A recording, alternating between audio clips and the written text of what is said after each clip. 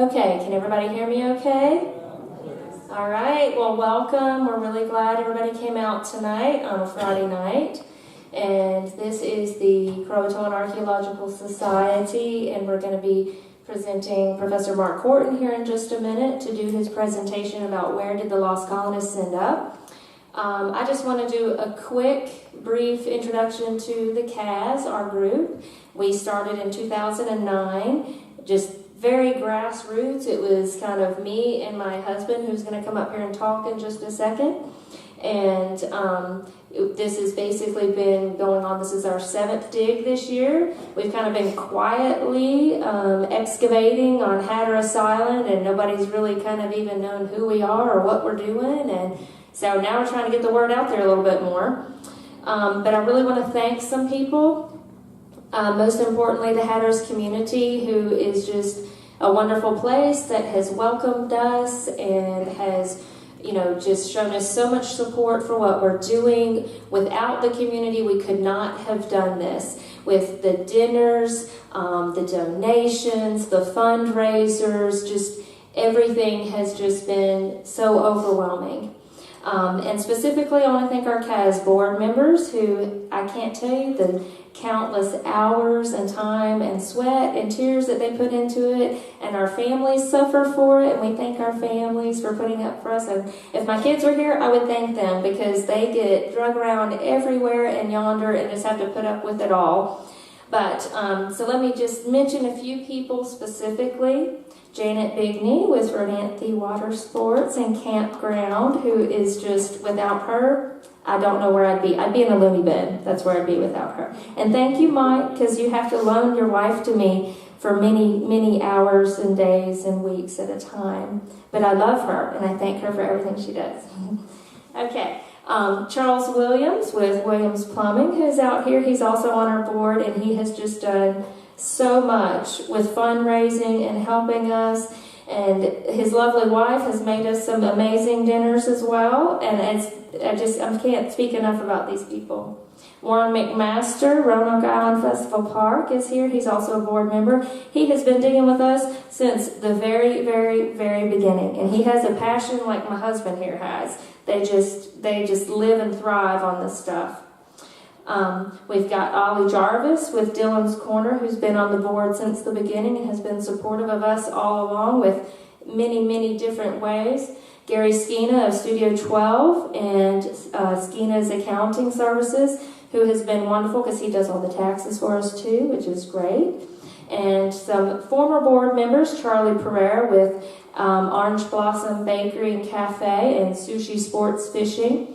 And John and Ronna Connor with Connor's Supermarket, who has done wonderful dinners for the crew and lunches for them for many, many years since the very beginning. So I also want to thank all the families and the CAS members who come out and volunteer their time, and they dig, and they have dirty fingernails, and they sweat, and they get the tick bites and the spider bites, but it's all worth it when you pull that one little thing out of the sifter and you go, oh look, I found it, it's lead shot, it's an arrowhead. So thank you to all of those volunteers that come out. And Bill Brown is in here somewhere. Where is Bill Brown? Thank you. This man has been so wonderful. He and his wife and family have been cooking for the crew these past 2 years so much. It's so wonderful, and we appreciate it very much. Okay, and to, of course, all of the University of Bristol students that have come out. So all the corporate sponsors, which when we had our slideshow going up, all the corporate sponsors were put up at one time, thanking them, because without their donations, again, none of this would have happened. Without all of the support of the corporate sponsors, all of the people who come out and help, we would not have been able to do these digs, because there's just no way we could have afforded it, number one. But thank you to everyone. And of course, most importantly, thank you to the private property owners who allow us to come in and dig on their land, and that is, can't understate that. Last thing I'd like to just say in memory of Betsy Clark, who came out to dig with us, came down from Virginia. It was one of her lifelong dreams to be at an archaeology dig, and she came and dug with us, and she has since passed away from cancer. And that is one of the reasons I love doing this, is she got to fulfill one of her bucket list things before she passed on. So the only other thing I'm going to say is, if everyone would just turn the sound off on your cell phones for the event tonight. And I'm going to introduce my husband, Scott Dawson, which many of you here know and really doesn't need much introduction. But Scott, my husband, is the president of this CAS organization. I'm just the secretary, so I do the business sides of things. But he is the one who has the passion and the love for the history of the island. He's a native of the island, going back to the 1600s on his genealogy. And it's really, when you talk to him, you love the history just by listening to him talk about it. And I'm someone who never liked history growing up, and he convinced me. So, so without further ado, here is Scott, and he's going to present our speaker of the night.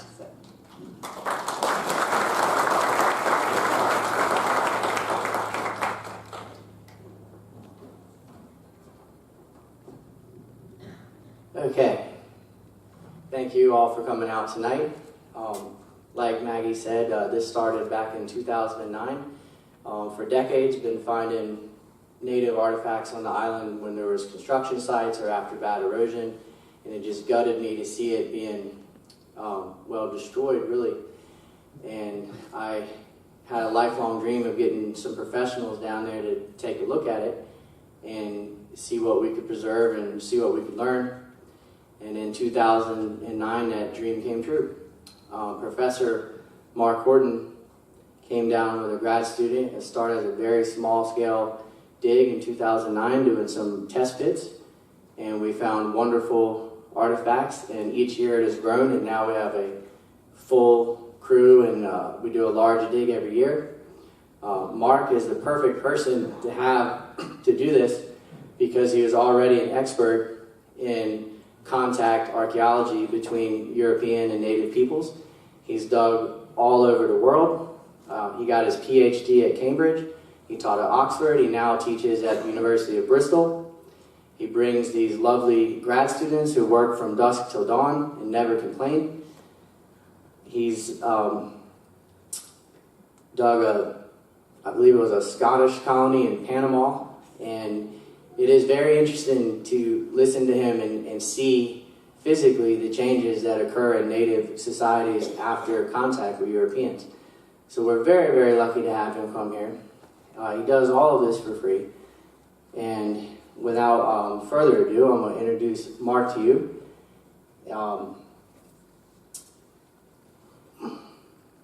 For me, it really is a dream come true to do this.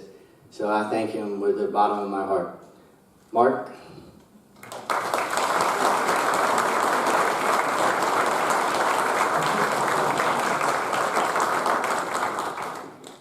Well, thank you, Scott, for those warm words, and to Maggie, and thank you all for coming here. When the original idea was that we might reveal, really for the first time in public, what we've been finding over the last 6 or 7 years here in Manio, I thought, my gosh, that's a bit like going into the lion's den. But then I thought, well, you know, it is a joint story that has to be explained, and somehow a lot of the archaeology of what we've been finding in Hatteras, as you'll see, is closely parallel to a lot of the things that have been found here on Roanoke Island. And it is an incredible story to tell, and I hope that what we've uncovered will just rekindle national and international interest in this incredible story of the expeditions in the 16th century. So, I thought I want to start off with an image, a place that you all know about, you live here. And of course the story of the lost colony is well known, and it's not right, and we have far too many other exciting things to do to go into any detail, because you all know it and seen the play umpteen times, I'm sure. But to just briefly remind you that there were a number of expeditions to the Carolina coastline, sponsored by Sir Walter Raleigh, who never actually came here. And the last of that was in 1587.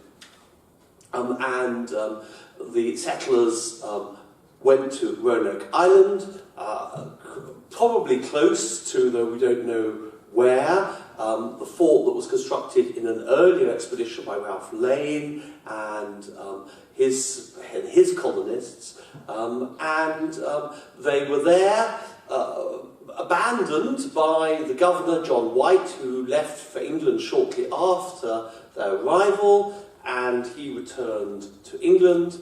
And then there was this problem called the Spanish Armada that intervened, which meant that he couldn't come and relieve them until 1590.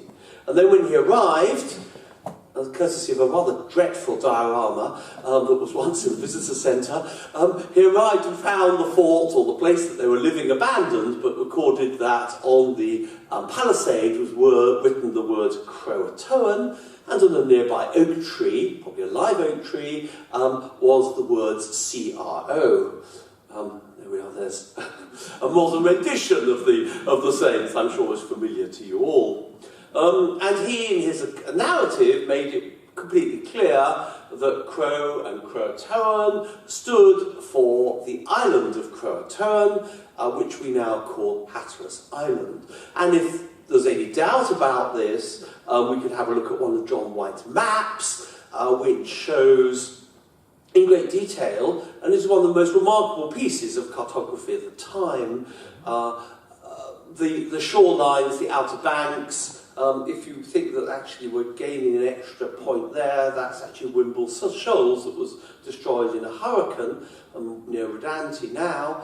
Here we have the island of Hatteras, or marked very, very clearly on this map, the island of Croatoan. So notions that they went to live with a tribe called Croatoan, which has sometimes been promoted, is complete nonsense. They clearly went to the geographical place called Croatoan, which today is Hatteras Island. And so if we really want to solve the problem of the abandoned colonists, the lost colonists, we have to understand in detail the archaeology of Croatoan or Hatteras Island.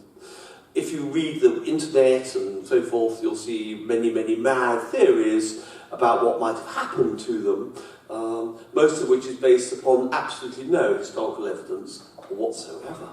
So kind of let's just keep ourselves on the science and on the archaeology and see what kind of the archaeology tells us, because that's kind of physical and real. Okay, so one of the problems in identifying what might be described as Elizabethan material culture, and if we are to find what often one would describe as the smoking gun, if you like, of Elizabethan colonisation, one has to be mindful of the fact that there were a whole series of expeditions to the Outer Banks between 1584 and 1590, all of which spent time both on Hatteras Island and also on Roanoke Island. We have the first, the Amadeus and Barlow expedition, was a reconnaissance expedition, and I think we're pretty certain, and most serious historians would accept, that actually that made its first landfall on Hatteras Island. Subsequently, what's known as the military colony of Grenville, Lane and Stafford in 1585, which was rescued by Francis Drake in 1586,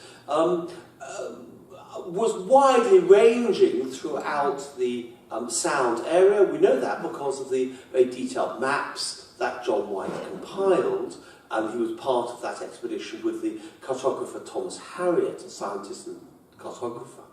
So it seems very, very likely that they were widely ranging, and the documentary evidence for that expedition is not so good, but it would appear that they must have spent some time and possibly even built a fort on Hatteras Island before moving to Roanoke Island right at the end of the expedition, and certainly Lane, in his account, describes a fort that was built here on Roanoke Island. And then finally the Jobwhite Colony that was here in 1588, and presumably the colonists, when they felt they were abandoned, went to, one possible hypothesis is that they went to Hatteras Island because both the Native Americans were friendly. Manio himself was a native of Croatoan or Hatteras Island, and also it was sticking out there in the Atlantic Ocean, so it was the best prospect that they would get rescued.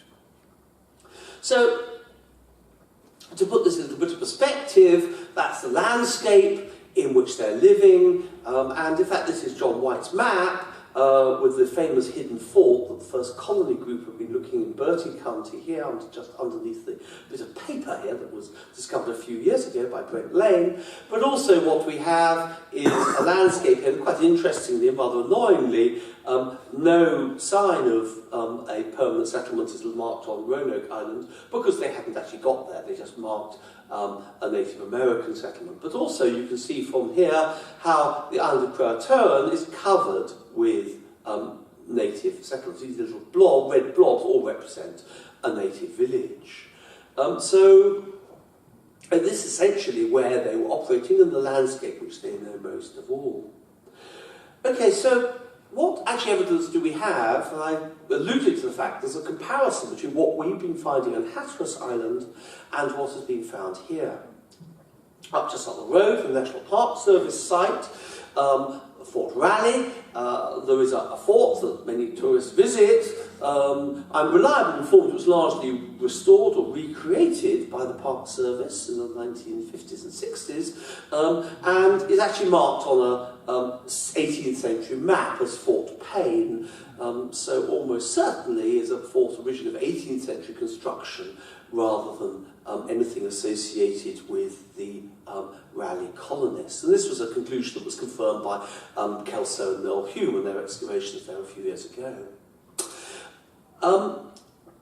So essentially the site of both Lane's fort and the lost colony still eludes us. Harrington, who excavated the fort, however, found and around, made a discovery, of quite important discovery, which he kind of described as the smoking gun of the Elizabethan presence here, which was 3 tokens minted by moneyers in Nuremberg in Germany. They were attributed to a moneyer called Hans Schultz, and these 3 tokens were found in the soil close to the site of Fort Raleigh, and seemed to belong, Hans Schultz, we know, was issuing tokens in the late 1580s. And so this fits very well with the historical interpretation. We'll be returning to these tokens later. We then have further excavations undertaken by Noel Hume and Kelso around the fort. They demonstrated stratigraphically fairly conclusively that most of this Elizabethan material culture was found underneath the fort and sealed by the fort ditches. But what they did find was quite a good evidence of metallurgy, and including one single piece of copper smelted ore, and rather importantly, and on display now in the new visitor centre, a triangular crucible. Now these triangular crucibles are very characteristic of German metallurgists, and they're illustrated in a manuscript written by someone called Georgius Agricola called De Re Metallica. He actually includes an illustration of one of these triangular crucibles that were being used for assay work. And so we know that particularly the Lane expedition was deeply interested in metallurgy. The German metallurgist that accompanied the expedition, a man called Joachim Gant in particular, is well known. Harriet describes the sources of the copper ore that they were seeking out. And so people have basically put 2 and 2 together. Here is the ore that was being investigated, that the German metallurgists were smelting, assaying this ore. The Elizabethans were deeply interested in copper at the time. Elizabethan England was very short of copper. And so they were deeply interested in finding new sources of this copper ore, and kind of those Nuremberg tokens, if you like, fell out of the back pocket of Joachim Gans and his associates. Probably not, actually, because Nuremberg tokens are very well known, and literally hundreds have been found, for example, on the foreshore in London, from where some of the colony was equipped from. So that association is less good, but nonetheless it makes a jolly good story. Those three artefacts, of course, encouraged National Geographic to do a wonderful reconstruction of what might have been, of which there's very little archaeological evidence at all, but who cares? But it makes a jolly good picture, and I think that must be Joachim Gant himself with a long beard there. These issues of metallurgy are important, and we'll come back to them shortly. Meanwhile, back in Hatteras Island, excavations were taking place by David Phelps, who was a professor at ECU University, Eastern Carolina University, who was principally interested in identifying the sequence of Native American material along the coastal waters of North Carolina. He'd undertaken a long career of excavations of many sites and characterising the pottery types. And he excavated on Hatteras Island a site that had previously been discovered, known as Cape Creek site. And over a period of time, between 1998 and 2000, he did 3 seasons of excavations. And in the last season, he made this very spectacular and very well-known discovery, which is a snap-ons, that is a gun lock mechanism of a musket. It's been cleaned and conserved now, and we're fairly certain that this dates to the period about 1580 to 1600. We know that because if you look carefully here, what's known as the powder, the firing pan here, which is this rectangular section here, changes its shape around 1600. So, for example, the snap-ons that were found in Virginia in the 1600s all have a circular firing pan rather than a square one. There are other details as well that make it fairly certain that this dates to before 1600 and therefore would seem to be part of the Elizabethan colony. So a great deal of excitement when that was made, followed up by another discovery, which was a gold signet ring with this passant lion, this lion walking on 4 to 4 feet like this, which was clearly been heavily reused. It was probably being used as an amulet. People identify this associated with a Master Kendall who was on the Lane expedition. However, if you go through the Armour of the Kendall family, you find that their armorial code is dolphins, not lions.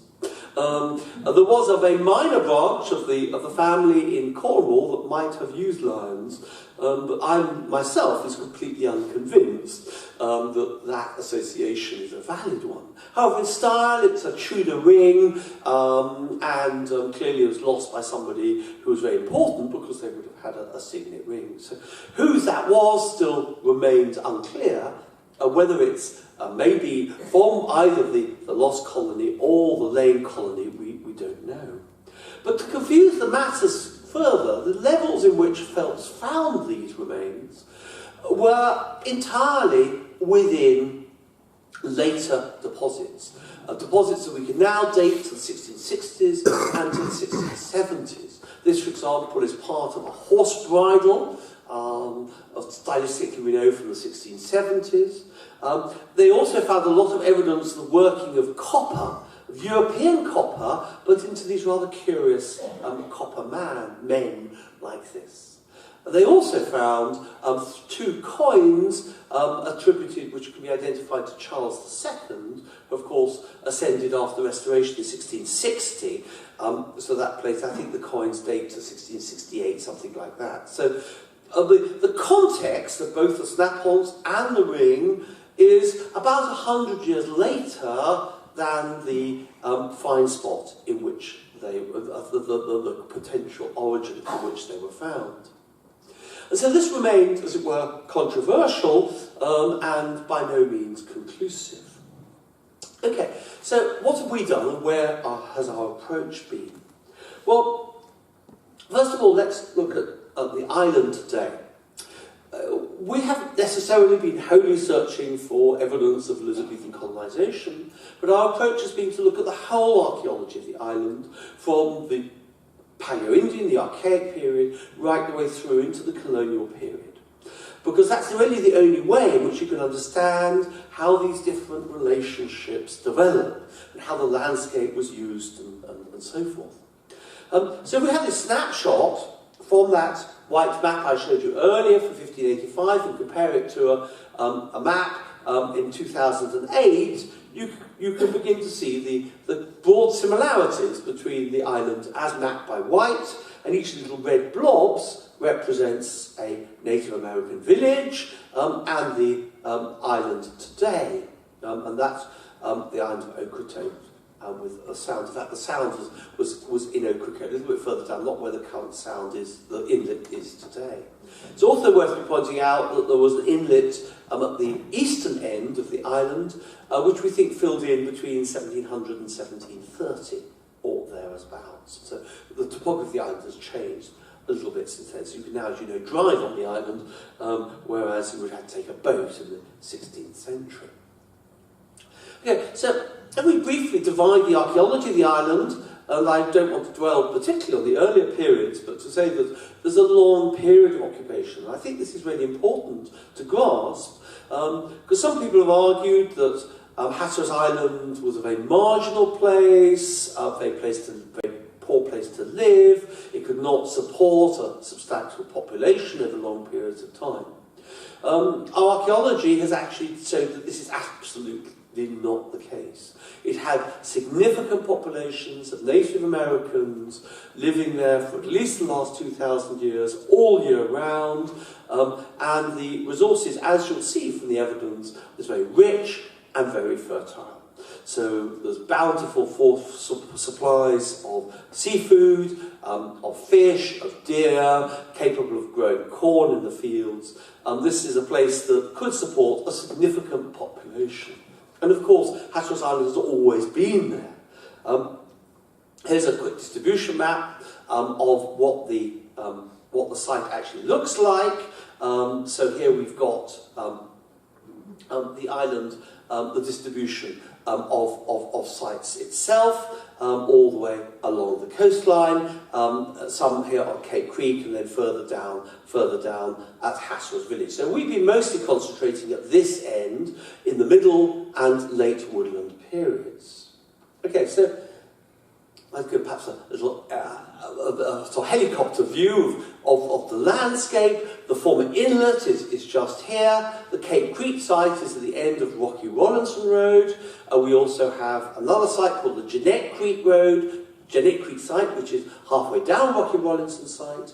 We're currently working also on the school, the Hatteras, Cape Hatteras Secondary School, very friendly and cordial relations. We've been working at Frisco, at Brigand's Bay, and then there's also a whole number of sites at Hatteras Village at the far end of the island. So we start at the beginning. We can go right back into Paleo-Indian period, where Cumberland and Clovis points have been found, and this is an example of one that was found very close to the school. These are the first hunters that have occupied and settled in North America, or probably the first hunters that settled in North America. And the Cumberland Point is a kind of second phase of those early hunters.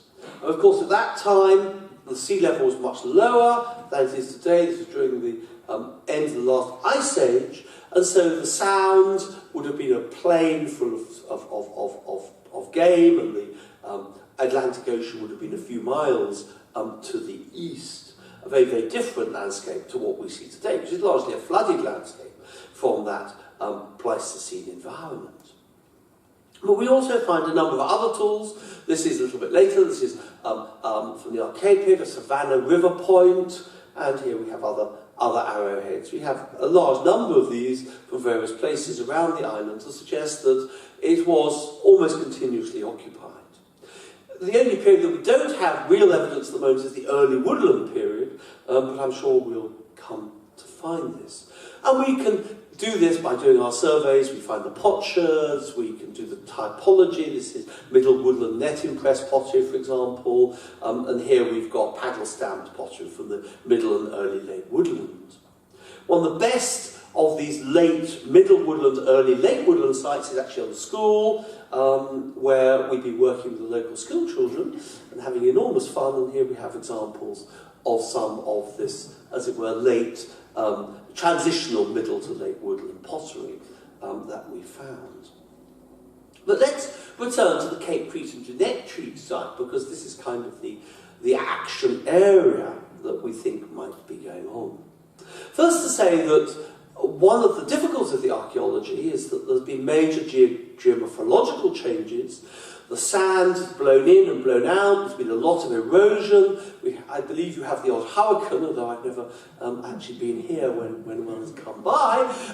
So the landscape is constantly being changed and reformed. And this, of course, presents a challenge to archaeologists to find the sites. So there's an awful lot of this going on, which is digging deep holes through wind-blown sand and finding absolutely nothing at the bottom.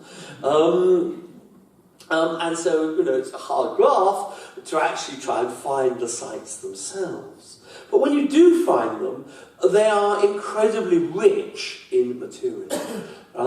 The people that were living here would have been living in almost filthy conditions, which is, of course, a complete dream for archaeologists, because it's incredibly dirty and full of lovely rubbish and lovely stuff. Here we are digging stuff. You can see here we've got a nice middle layer coming in through here. And then, of course, we then have to do really elaborate processes to recover all this stuff. Those who've been working with us will know just how laborious and tedious it is, but we do what we can to do what we call total archaeology, which is to recover every single grain of everything. So we dry screen things first in 3mm Ceph. We then wet screen them using a high pressure hose. We then wet sieve it again using fly mesh screen. Hatteras hardware stores have run out of fly mesh screen, we've been using so much of it, as we're getting down to millimetre size. And then we then take a sample of that and float it using bucket flotation methods to get all the carbonised seed remains out of it as well. So you can see that there's a huge amount of stuff that comes out, and this presents a real challenge, but we can actually recreate in great scientific detail the lifestyles of the people that were living here, what they were eating, what they were doing, and these very, very precious and significant artefacts that tell us who they were. So let's just briefly mention the Jeanette Creek site, where we started in 2009, which produced a fascinating sequence, which is very germane to our story, even for a slightly negative way. So here we have a classic Native American midden, was about that deep, underneath windblown sand. You can see the black deposits here, and associated with that midden deposit, we have Native American pipes, from the early 17th century, or this might even be a little bit earlier, and these classic spoon-type pipes that are known from Virginia. But in that same level also, we found this, which is a kaolin clay pipe, probably made in Bristol actually, rather nicely in the 1640s, 1650s. And we also have another one of these little, what we think are horse fittings. And one is reminded, of course, of the horses on Ocracoke that may well be survivals from the lost or the Grenville expedition of 1585. So they seem to have horse brasses or decorative items for horses here. What's really interesting about this site is that it had what are clearly colonial English settlement absolutely on top of it. And here is an example of this. So here we actually have an English pioneer house that was built directly over the remains of these Native American occupation. So there was no break between the English settlers and the Native Americans. And if you want the date of it, rather beautifully, we've got a bit of their daub, and included in their daub is salt glazed earthenware, which dates to the 1710, 1720s, and here's their brandy bottles for the same date, and here's their Vestavana stoneware of the same date. So 1700, Europeans or English people are living directly on the site that was inhabited by Native Americans who had quite a good range of European trade items with them. That was Jeanette Creek. Now we moved a little bit further down Rocky Rollinson Road to the Cape Creek site. And we've been very fortunate that the landowners have allowed us access to virtually the entire site. So we've been able to do now 4 years of excavations at different places on this absolutely critically important site. And it's partly difficult because a lot of it's still wooded and forested, so we have to put our excavations between the trees wherever we can fit them. So here we've got one of the sites. So here we've got one of the sites that we excavated, one of the latest of the periods of occupation. That was particularly fascinating. You can see the windblown sand dune that's on top, and you can see the earlier middle layer that sits underneath it. And we think this dates to about 1680 to 1700, and it's Native American, and it's full of everything that they had. It was kind of a land of bounty, really. So we have, these are, for example, tidewater pipes that are being traded from Virginia, probably being made by a pipe maker known as Emmanuel Drew. But also they were seen to be quite well equipped. So this is one of the more fascinating artefacts that we found in that midden, which is the handle to a fob watch. So the notion that these people are running around with furs and not a lot else, here is somebody who has a fob watch, or certainly the key to a fob watch, that was thrown away in that deposit. So they were beginning to look quite, as it were, Europeanized, even though they're not necessarily European. I find this the most remarkable set of finds, which Janet discovered magnificently in the wet sieving. If you look at the size, you'll immediately recognise what these are. These are sewing pins. So these are evidence that people were wearing European clothes, even though these were in manifestly native midden deposits. So they're pins, so that's actually what the midden looks like, full of shell and pipe, and I think we had about, this is the analysis, here's Rosie doing the analysis of it, something like 30,000 individual pieces of bone. She's shaking her head in agreement. She counted them all, mostly turtle. They must have had a great big turtle massacre. But also contained was lots of fish, and so forth. So here's some of the fish bone that was in that deposit. And to just remind you of one of the illustrations from Jobwhite's drawings that shows just how full of fish the sound was at this time, and there we've got images of how the fish were being caught. Here's some evidence. This is some of the turtle bones. And then we've only got deer bones from the same deposit, and then also huge quantities of bird bones. We think these are being netted from, that's Rosie's suggestion, they're being netted from migratory birds that would have come down into the wet areas on Hatteras Island and could have been collected for their food. So this is not an island where you would go particularly hungry. Here's some of the bird bone from maybe Canadian geese, we think, but we haven't done the identification yet. And shellfish. We all go have lovely time, go to those posh restaurants and have lots of shellfish, but to realise literally the tons and tons of shellfish that were found. So here's this year's excavations of one of these middens, where Warren actually counted each individual shell, and there were 13,700 shells, shellfish, and 27,000 individual shells. These are bivalves, these are scallops. But there's scallops and clams and whelks and rock whelks and oysters, and so forth. So you can see that we actually worked out this particular heap of shells was responsible for about 400 kilos of shellfish, something like that. So a lot of shellfish involved. People were eating very well. They're also farming, and these implements are described by Jobwhite in his account, or Thomas Harriot in his account, and these are digging hoes for cultivating the gardens, as are shown in the drawings, the maize fields. They obviously didn't have iron, and these were used, and we find these throughout the deposits. We've found about 15 or 20 examples of these digging hoes. We know quite a lot of what they ate, because we've excavated the odd coprolite. I will leave that to your imagination. We haven't actually had the courage yet to take it apart and actually see what's inside. I'm waiting to find a coprolite specialist who is prepared to do so.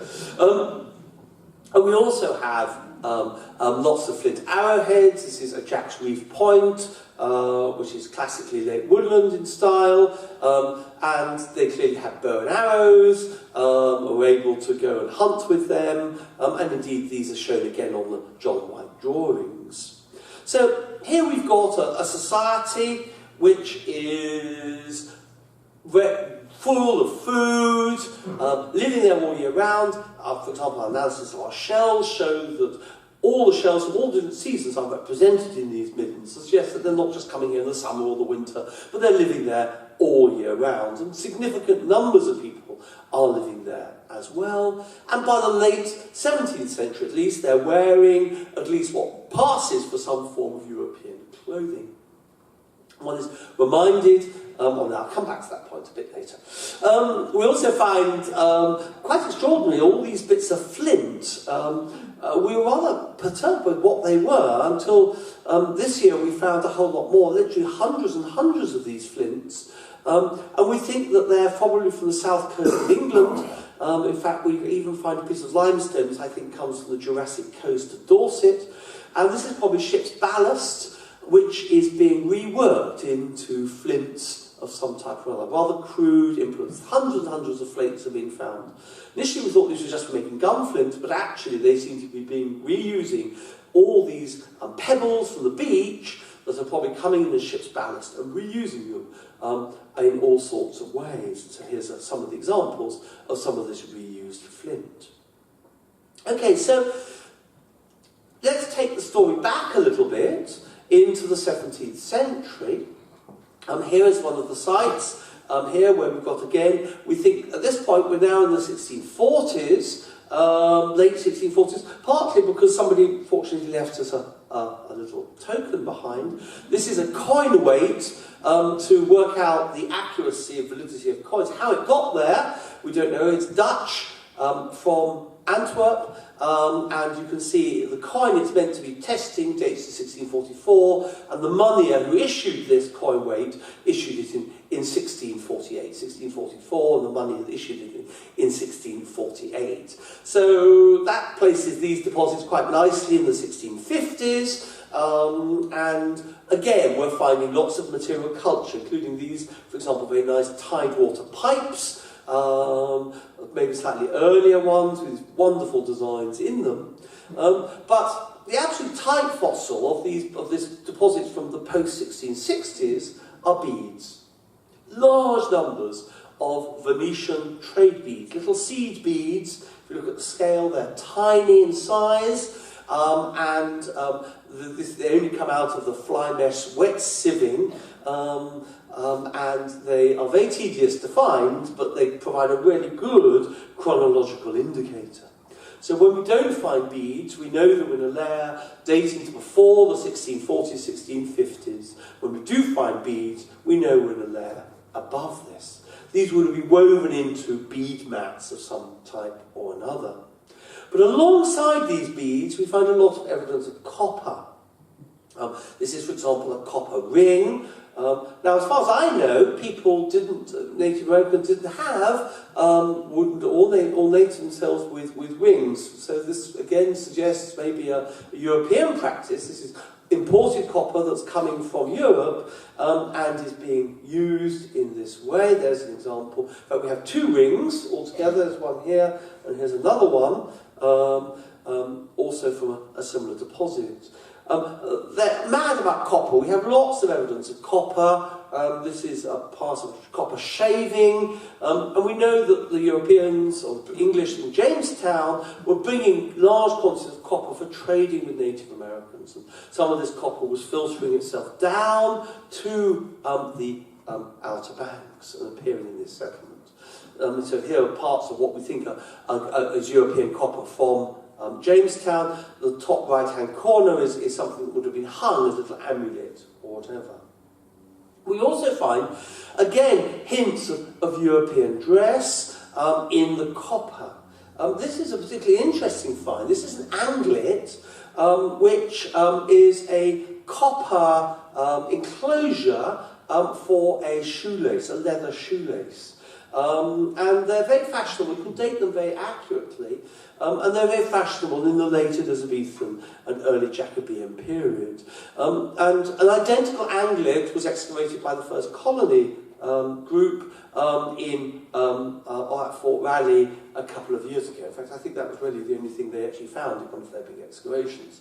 But an identical one as one that we've discovered on Hatteras.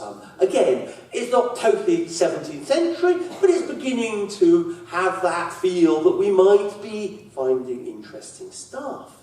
And here we've got, for example, what appears to be the ferrule on the end of a lance, or something like that, again in copper, that would have been placed in the ground, and you can see the copper enclosure for it, that may be reworked and reused. And we're studying all this using XRF machinery. We've got a little portable XRF here. So we were able to identify the source and identification of all this copper. It's all European copper, almost certainly. Some of it might be part of the Elizabethan venture, and some of it is probably being traded at a later date.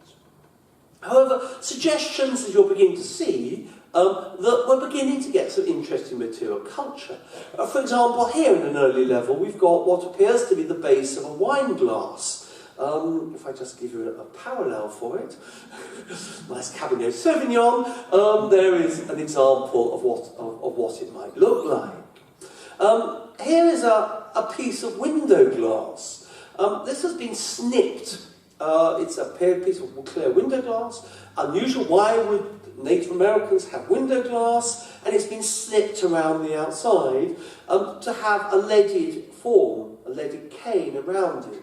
Very characteristic of Elizabethan windows, maybe into the very early Jacobean, but very later.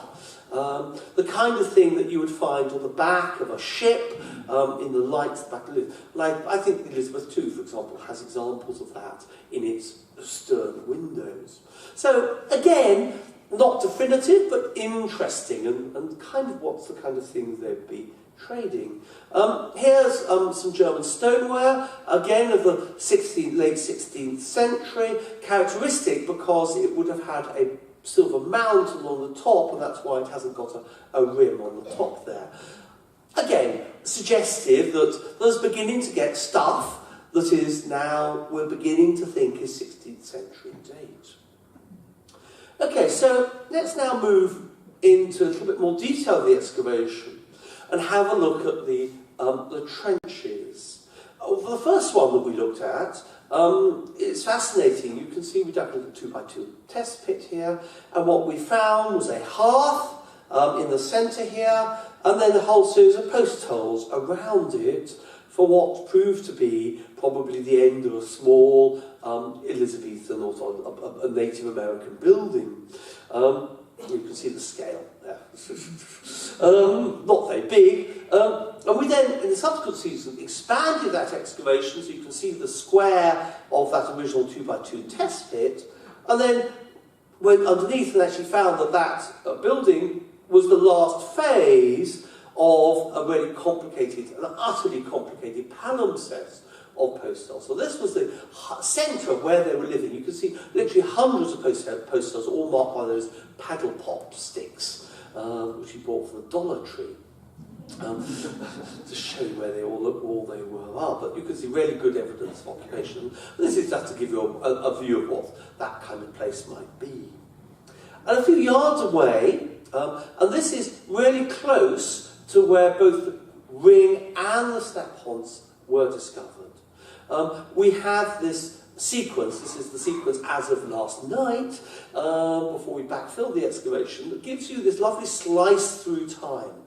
So here we've got the windblown sand, dating to post-1700, and then we then have a really deep deposit of this black, midden-like material. And we've got an upper level, which dates to the 1680s, very much confirming what David Phelps found on the same site, a few inches away.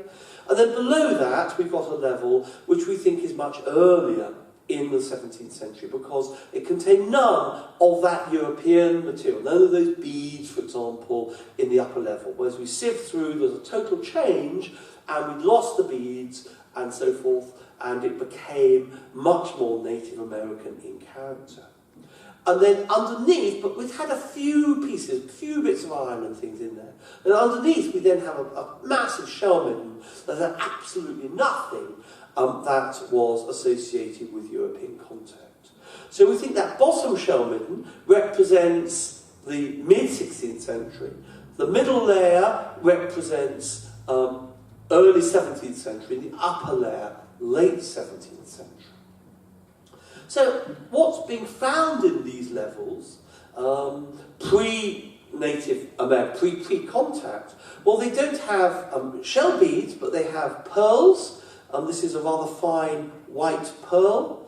And these rather mysterious items that I put up because I want someone to tell me what they are, they look like black pearls, although you only get black pearls from Tahiti. The Europeans describe, the English describe black pearls being worn by the Native Americans when they arrived here, but we think there's some form of seed or something similar. We have 20 or 30 of them now, so we're going to have to go into an analysis to work out what they are.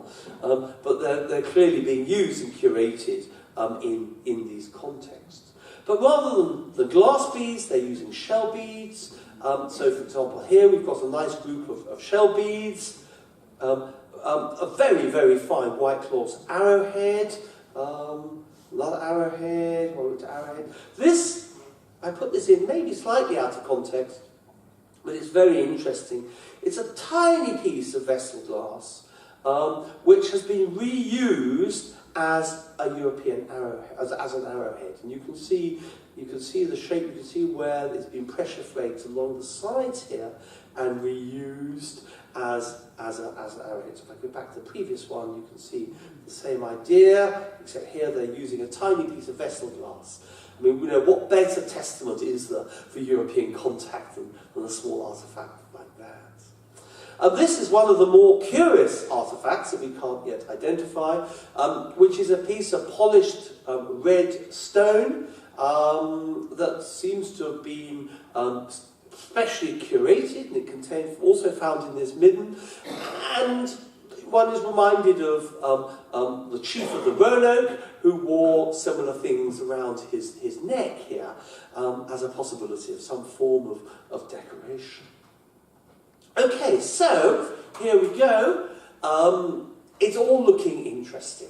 And that was where things lay until last year, when immediately above that building, where those postcards came to light, this was found. Now, if you remember our little prologue, Nero Tokens, this is another Nero token. It's not just a Nero token, it's identical to the Nero token that was found at the Fort Raleigh site. 3 have been found, and in fact, an earlier Nero token was also found on Hatteras Island in the 1930s. So we have 5 tokens in total, all produced by Hans Schultz, and 2 of which come from Hatteras Island, and 3 of which come from Roanoke Island. So here we have an example of that token, the other side of it, and here we have the tokens not in such good condition, which are on display in the visitor centre at Fort Raleigh. There is, I would say, a slight issue over the chronology of these tokens, and I'm going to be nerdy for a second. to say that in fact this group of tokens, Hensel tokens, and one has ever been found in Jamestown. The numismatists tell me that two of them, one from Hatteras and one from Roanoke, were produced by Hensel 1 or 2, so intermediate between the two. We know that Hensel 1 replaced Hensel 2 replaced Hensel 1 in 1584, so it's absolute perfect timing. The other tokens, which are from our token, and one of the tokens from Roanoke Island, is according to the numismatist Hensel 3, who was meant to be producing his tokens in the early 17th century. Now, I think that the numismatists are wrong, because I cannot believe that we've got hundreds of tokens from Jamestown, but only one, which is Hans Schultz. Why here you have 5 tokens in the 2 places, and the only moment at which these 2 islands, Roanoke and Hatteras, are linked is during the Elizabethan colonial ventures. And so it seems to be highly likely that these tokens all belong to the 1580s rather than the early 1600s. I must say to that, rather annoyingly, these German token makers didn't put dates on their tokens, or it would make life a lot easier. But we could go into detail. I could go into nerdy details if you want about fleur-de-lis and wedges and things, but let's leave that for another occasion. Now, next to this token was found this, which is a piece of copper slag.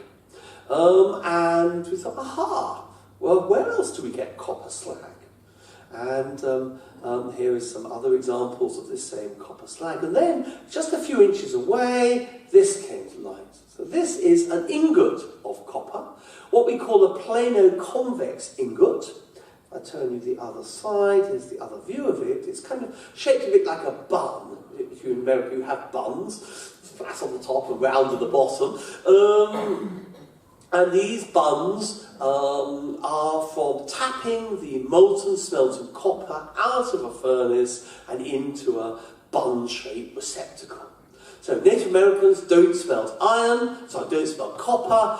This has to be evidence of European presence, because only they would have the technology and knowledge to make this particular type of copper.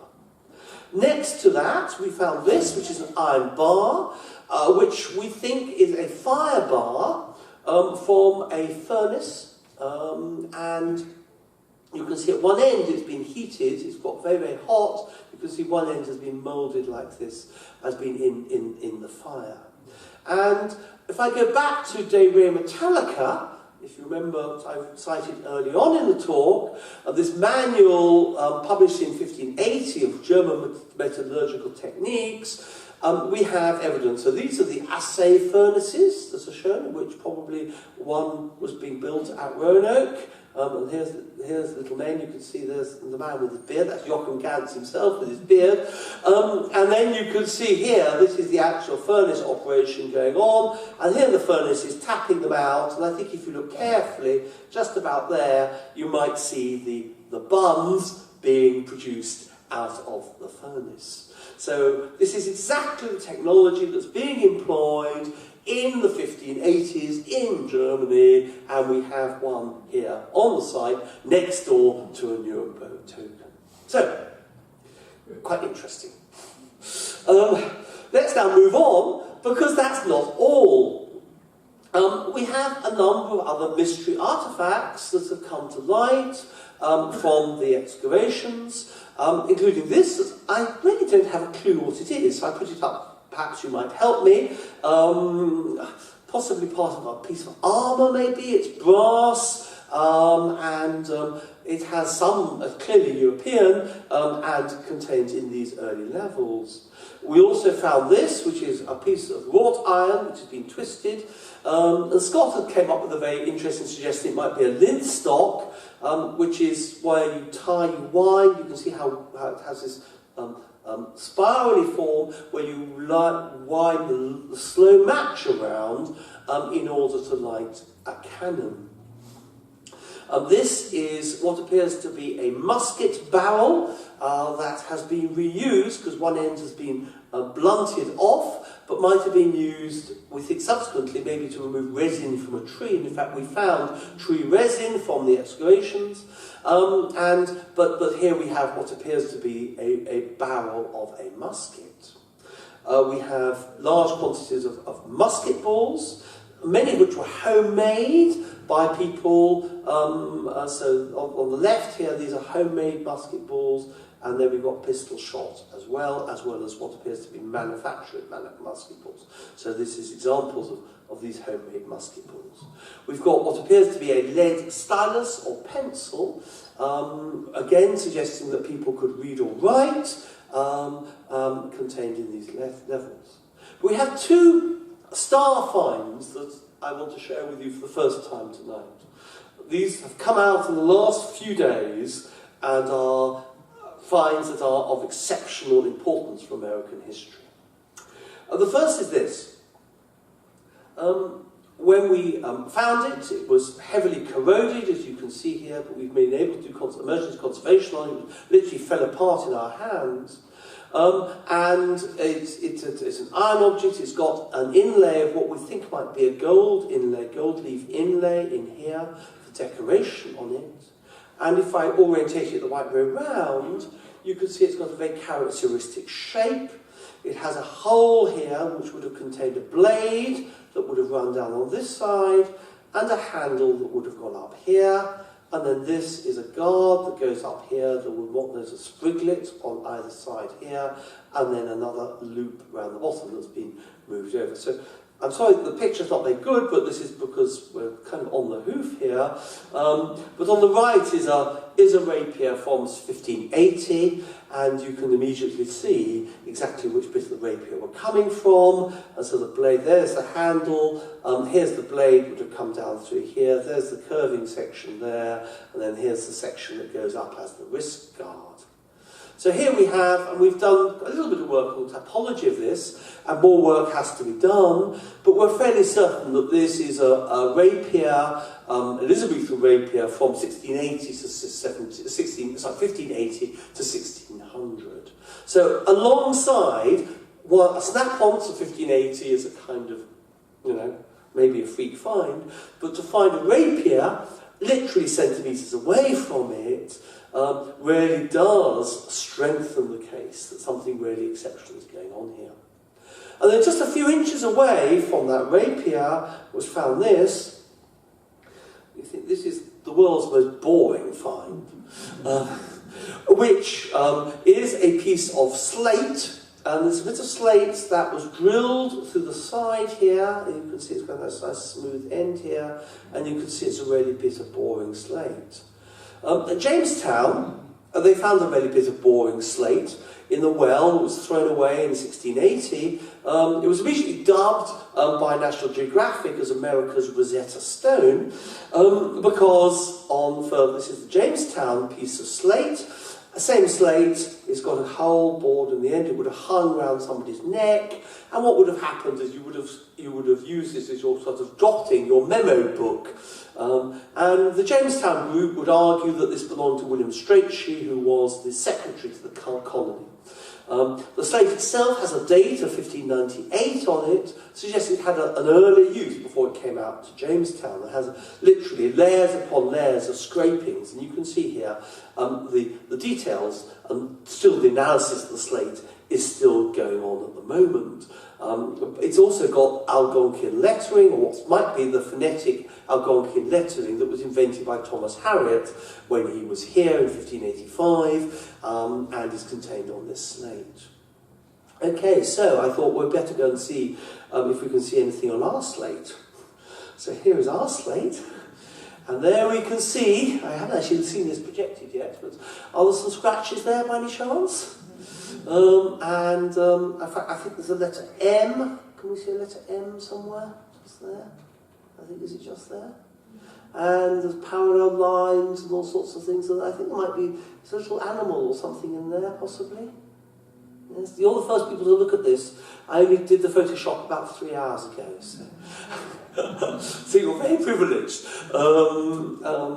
Clearly, it's exactly the same type of artefact, and it's clearly belongs to that period, and the sort of person that would have a slate would be somebody who would obviously be well educated, would read and write.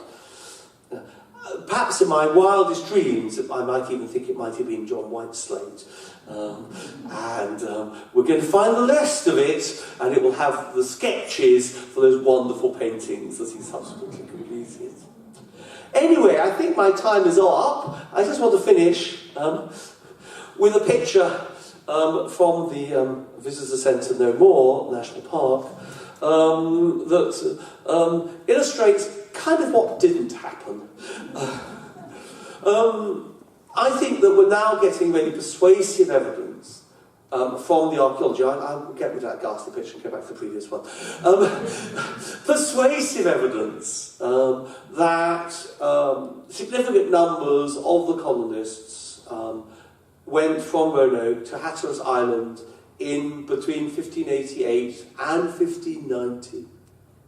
They might initially have set themselves up with a surveyor's camp, a fort maybe on the island, but rapidly, I suspect, order and discipline must have broken down and they moved into the local community. And over a long period of time, assimilated into that local community, married into that local community, and also responsible for all this, as it were, material culture, maybe retaining European dress, maybe for several generations, maybe reading and writing for several generations, and maintaining the material culture that they would have brought from Roanoke Island, the rapiers, the muskets, the musket balls, and so forth. And then finally, around 1680, much of this material was so out of date, was 100 years old, that it was then discarded as no longer useful as fragmentary. So when John Lawson came by in 1701, his testimony was absolutely to be trusted. That he was arguing, he recorded how the people, the Hatteras Indians, claimed that they were descended from the English who had been partaken from the colony in Roanoke and had come to Hatteras Island, that they could read by the book, or their forebears could read by the book, and that in every detail he seems to have been accurate, and this seems to have been fully borne out by the archaeology. So I think it's a very persuasive story, and we have a lot more to do to discover more evidence and to confirm what is there. But the circumstantial evidence, there's no one single smoking gun that proves that we found a lost colony, and I don't think there ever will be. But what we have done, I think, is produced kind of overwhelming circumstantial evidence that at least some of the colonists lived out their days on Hatteras Island, and they're still probably to be found there in the descendants today. Thank you very much.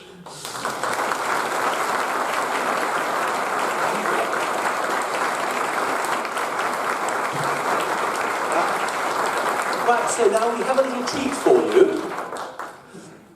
We're going to expose the finds. So don't touch them, please. But we've got some of the things you've seen and some of the things that we haven't seen. So feel free to wander around and have a look at all the material and all the objects. And maybe we could have a kind of an informal discussion if anyone has any burning questions, or maybe come and talk to me privately. Thank you very much. Okay, y'all go ahead and ask your questions. Do you want to ask some questions? Ah, yes.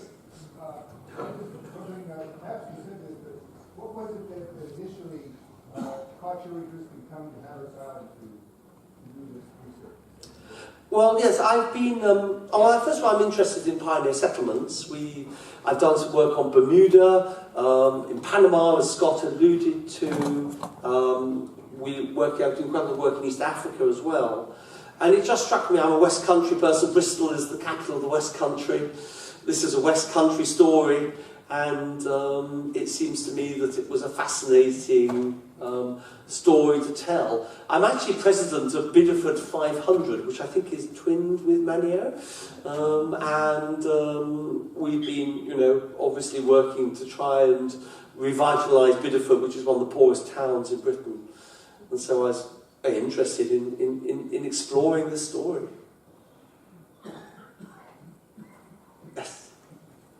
I wonder,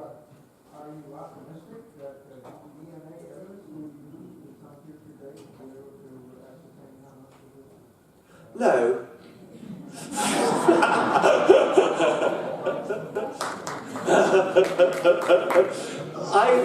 My personal view is that DNA is a complete red herring, that it is not really going to solve any problem at all, because to, first of all, trace genealogically direct descendants from colonists to present-day people, yes, is impossible historically.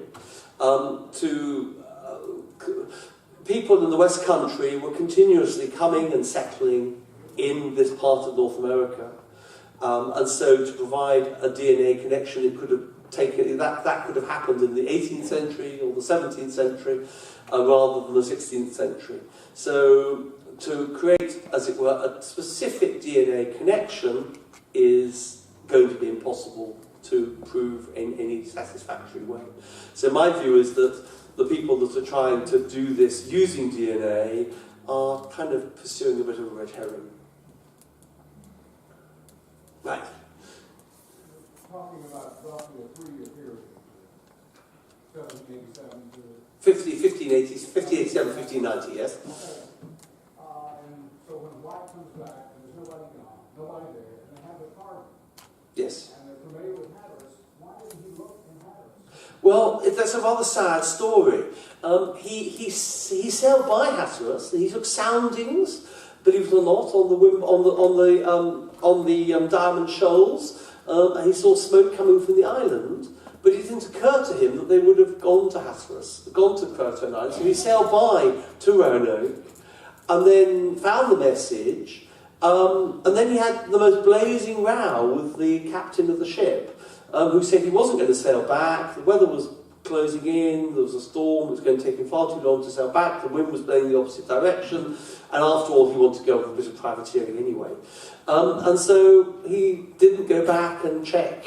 I mean, it's one of the great treasures of history, really. I mean, you know, his daughter and granddaughter were there, and it's kind of one of those sort of heart-rending moments. He tried, we think, on other occasions to mount an expedition to come back, but never could raise the finance. And by this time, Walter Raleigh himself was uninterested and was hunting for El Dorado. He had found it. What would the economy be like today?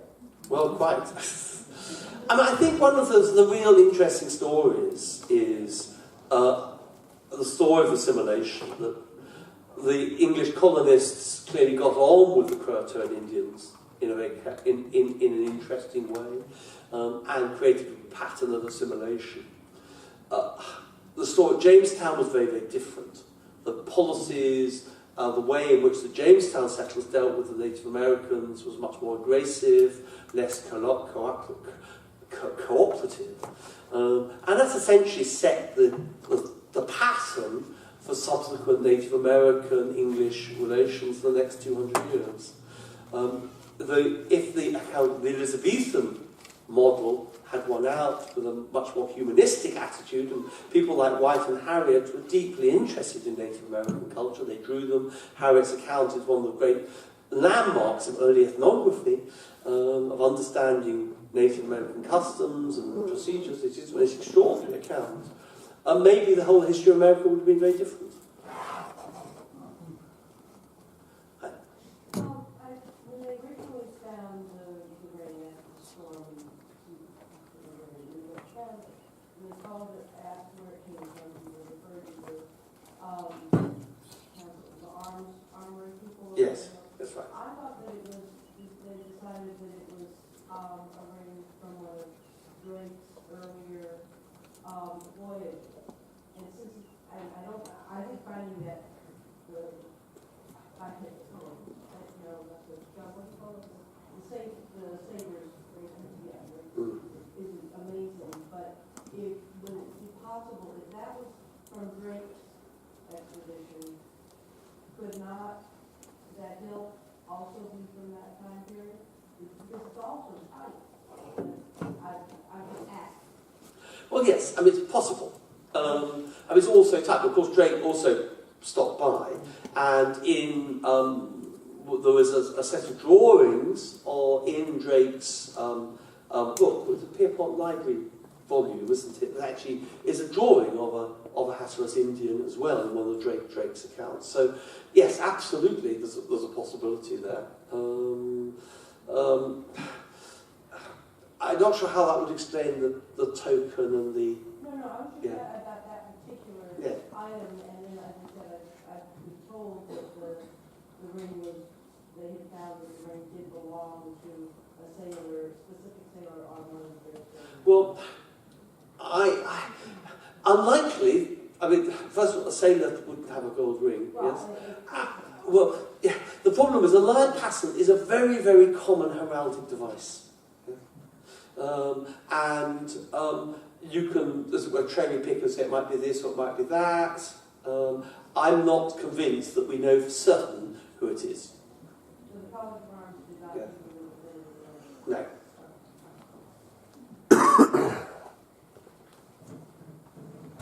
What were the burial customs, either among the natives and the Europeans, and any prospect of any bones human remains in any of these sites? Well, some of these sites do have some evidence of human remains, but I mean, effectively, maybe if one found a Christian supine burial, that might be possible evidence. It's very difficult, and the likelihood of finding burials over this time is so remote. I mean, it might help, but on the other hand, it might not be, definitive. I mean, that's what people, the dream scenario is, digging up somebody buried in a Christian way. But nobody's found one either here or anywhere else. Is there still a large area that you're over the beginning? You still have many years more to go? There's so much to look at down there? Yes. There's a lot. I mean, it's also very much under threat from development and housing and so forth, and people building houses, and obviously, the worst thing is not the houses, but the septic tanks that do huge amounts of damage. So they sterilise not just the septic tank, but not quite sterilise, perhaps the right word, but a huge area around. And of course, all this is on private property, privately owned land, and so to some extent we have to respond to development pressures as much as we can. So how long did the digs go on? Through the summer? No. We're just here for 2 weeks, 2-3 weeks. Yes. So we can't really spare much time. I mean, the funding of this is very limited. It's a community archaeology. So an excavation project like this costs quite a lot of money to do. So anyone, yes, please, $10 as you get out. Hi. Yes. Generally, yes. They're quite interesting. These pipes were produced in Virginia, we think by Emmanuel Drew or maybe others, and they were being made probably for the Indian market specifically. So we find kaolin pipes as well, but these were being bought, were being made as copies of English pipes, but were decorated presumably to appeal to Native Americans. Yes. There's some similarities to some of the stuff found on the pottery, but not totally. It's kind of great. Right. I think it's time to see show and tell, isn't it?